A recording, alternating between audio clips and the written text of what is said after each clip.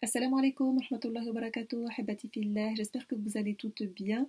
Donc dans cette vidéo, je vous présente des livres que j'ai empruntés à la médiathèque. C'est une vidéo un peu différente de celle que j'ai l'habitude de faire, mais je me suis dit que ça pouvait intéresser certaines d'entre vous. Moi je le fais personnellement pour m'aérer un peu l'esprit et pas être lassée de ce que j'étudie du côté islamique. C'est vrai que des fois c'est prenant, voilà, il faut vraiment être concentré. Et comme j'aime la lecture, j'aime les romans, j'aime les histoires, donc c'est vrai que j'aime m'aérer l'esprit en lisant d'autres auteurs, d'autres livres. Et j'ai aussi le projet de m'améliorer dans la langue anglaise, donc j'étudie un petit peu l'anglais à côté pour pouvoir améliorer tout simplement mon anglais qui était à la base scolaire, tout simplement. Et donc voilà, j'espère que la vidéo vous plaira, que ça vous donnera des idées. Il y a toujours, par contre, dans mes choix de livres, il y a toujours ce petit côté voilà, oriental. Voilà, j'aime bien lire les livres déjà d'auteurs maghrébins. Voilà, je ne sais pas pourquoi, je suis attirée par ce genre de livre, bien que d'autres auteurs français, anglais, américains peuvent me plaire aussi, il n'y a aucun souci. Mais voilà, je suis plus attirée vers ce genre de livres. Donc je commence tout de suite, je vais commencer par vous présenter, je vais déjà commencer par vous dire pour, euh,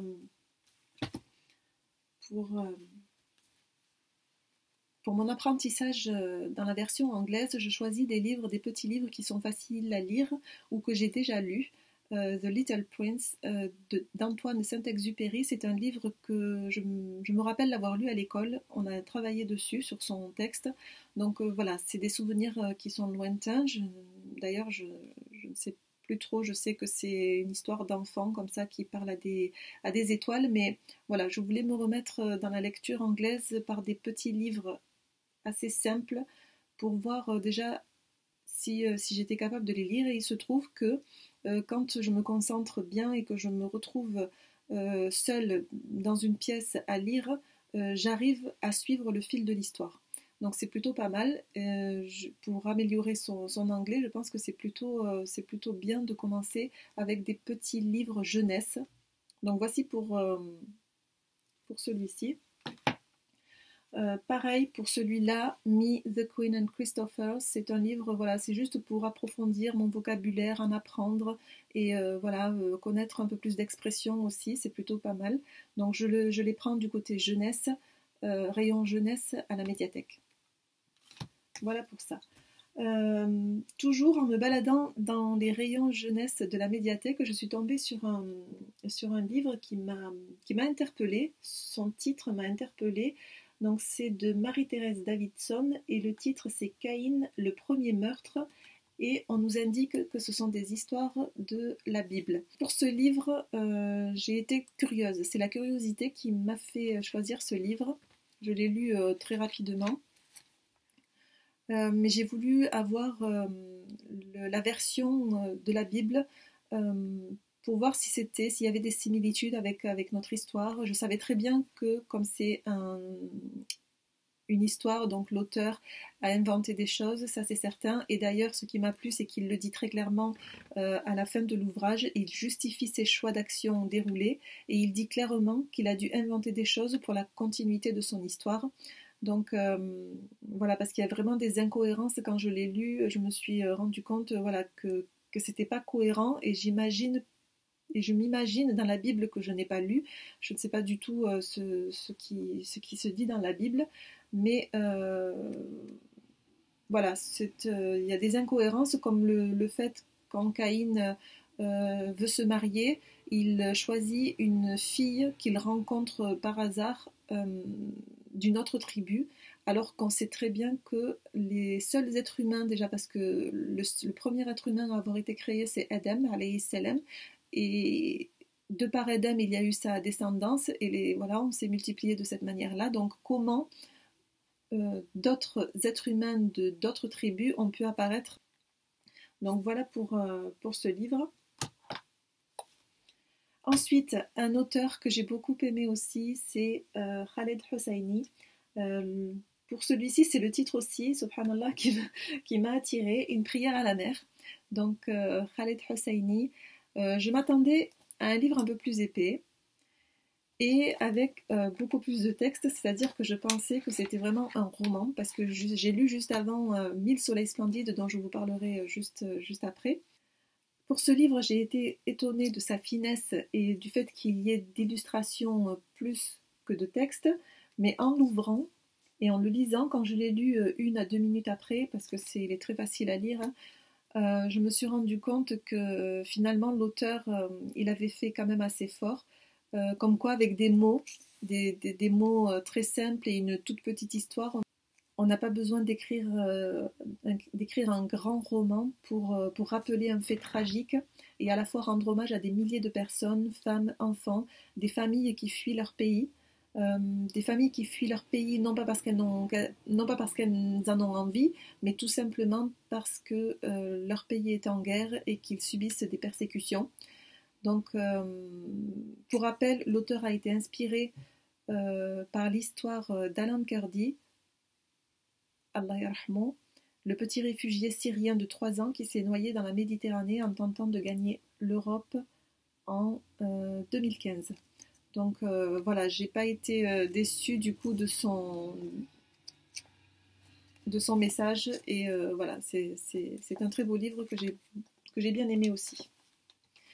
Ensuite, pour Khaled Hosseini, il a aussi écrit 1000 soleils splendides que vous devez avoir vu sûrement passer, avoir vu, lu peut-être aussi. J'ai pris là, il est super gros, les lettres sont écrites en gros caractères parce que quand je l'ai emprunté à la bibliothèque, il n'y avait pas la version standard. Il y avait juste la version, les lettres visionnaires, je crois qu'ils appellent ça, c'est-à-dire les lettres écrites en gros caractères pour les personnes qui ont des problèmes de vue peut-être. Donc je l'ai quand même pris et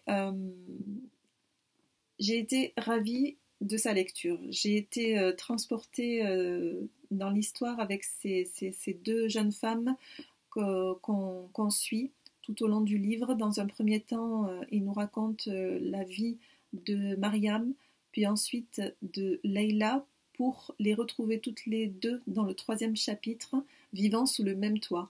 Donc elles ont vécu à chacune d'elles des épreuves, et tout ceci sous le chaos de la guerre, de ce qu'ils subissent en Afghanistan. Donc j'ai trouvé ça très prenant, j'ai trouvé ça très émouvant. Donc voilà pour ce livre. L'écriture de l'auteur rend l'histoire de chacune de ces 2 femmes bouleversante et très émouvante. Et voilà, c'est ce qui m'a plu dans ce roman. Ensuite, un auteur que j'ai envie, parce que j'ai toujours pas lu ce livre, j'ai envie de découvrir la plume de Yasmina Khadra. C'est un auteur que je ne connaissais pas. J'entendais parler, mais déjà avec le nom, je pensais que c'était une femme alors que c'est un homme. J'ai vraiment... je l'ai vu dans une interview, il a été invité et je l'ai vu défendre ses opinions et il était venu présenter un livre, il me semble, je ne sais plus lequel, je ne me souviens plus du titre, mais il l'a défendu tellement bien et j'ai aimé sa façon de parler que je me suis dit, il faut absolument que je lise un de ses livres. Donc du coup, à la médiathèque, je n'ai pas trouvé celui que je voulais, c'est-à-dire Ce que le jour doit à la nuit, qui est très connu, que je n'ai pas lu, que j'ai vraiment envie de lire. J'ai trouvé à la médiathèque ces œuvres réunies dans un seul livre grand format, gros comme ça. Et il y a 5 livres réunis, sauf celui que je veux évidemment. Mais je vais quand même essayer d'en lire au moins quelques-uns. Les 3 derniers, le titre me plaisait bien, donc je vais essayer d'en lire au moins quelques-uns. Voilà pour celui-ci. Et j'ai lu le tome 1 et le tome 2 de Ken Follett, Aux portes de l'éternité. C'est un livre de culture, en fait, j'ai envie de dire, de culture générale en histoire, parce qu'il raconte la vie de plusieurs familles sous la guerre, la première, la deuxième guerre mondiale, donc tous les enjeux de chaque pays. Donc c'est un livre que je recommande pour pour les personnes qui veulent se cultiver, voilà, tout simplement, sous forme de roman. C'est vraiment quelque chose que j'apprécie aussi beaucoup, c'est le fait d'apprendre quelque chose de façon romancière. C'est pour ça que dans mes lectures aussi religieuses, je cherchais ce type de choses en fait, parce que quand on étudie l'islam, c'est beaucoup de choses à apprendre, des versets, des hadiths, mais c'est très... voilà, moi j'apprends plus vite sous forme d'histoire en fait, mais il faut que l'histoire soit vraie. Alors que les textes dans les tafsirs, c'est vrai, mais c'est pas écrit sous forme d'histoire, donc ça peut être des fois très prenant, très pesant même. Donc j'ai pas envie d'arrêter ça. J'ai toujours envie de continuer mes lectures, mais à côté de ça, j'essaye de me libérer un peu, de m'ouvrir l'esprit avec d'autres bouquins. Je vais vous présenter maintenant une pépite, mais vraiment une pépite que j'ai. C'est d'ailleurs l'une d'entre vous qui m'en a parlé. Et rien que le titre, il m'a tout de suite donné envie. Donc je suis allée à la Fnac, il ne l'avait pas, ils ont dû le commander. Je peux vous dire que l'attente fut très longue pour moi. J'avais très hâte de l'avoir entre les mains.